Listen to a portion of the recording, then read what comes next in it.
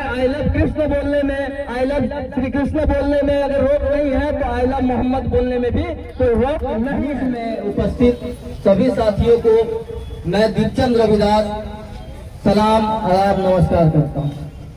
साथियों, शायद 5-6 साल हो रहा होगा, छत्तरगाछ तो बहुत बार आना जाना होता रहता है, लेकिन लगभग 5-6 साल बाद आप लोगों के बीच मैं अपनी बातों को रख रहा हूँ, गुफ्तगू हो रही है। एनआरसी के समय में शायद इसी बार मुझे लग रहा है कि यहीं पे वो पंडाल बना था, यहीं पे इस मंच पे मैं 2 बार लगभग एनआरसी के मंच में आया था आप लोगों के बीच में। आज फिर आप लोगों से रूबरू हो रखा मुझे सौभाग्य प्राप्त हुआ है। साथियों, आप सभी जानते होंगे कि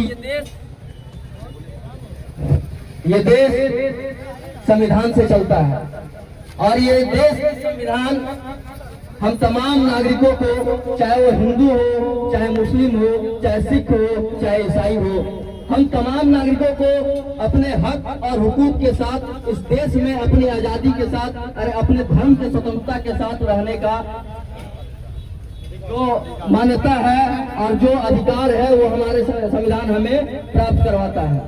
लेकिन पिछले कुछ सालों क्या आप दशकों भी कह सकते हैं, पिछले कुछ सालों से, कुछ दशकों से ये देखने को मिलता है कि यहाँ आए दिन तरह तरह के नए कुछ इस तरह के अपवाद को बीच में लोगों के बीच में डाला जाता है, जिससे लोग भेदभाव के रंग में बटे। और ये जो नफरती लोग हैं, जो नफरत फैलाने के काम करते हैं, उन लोगों का काम है। हम लोग मोहब्बत करने वाले हैं, हम लोग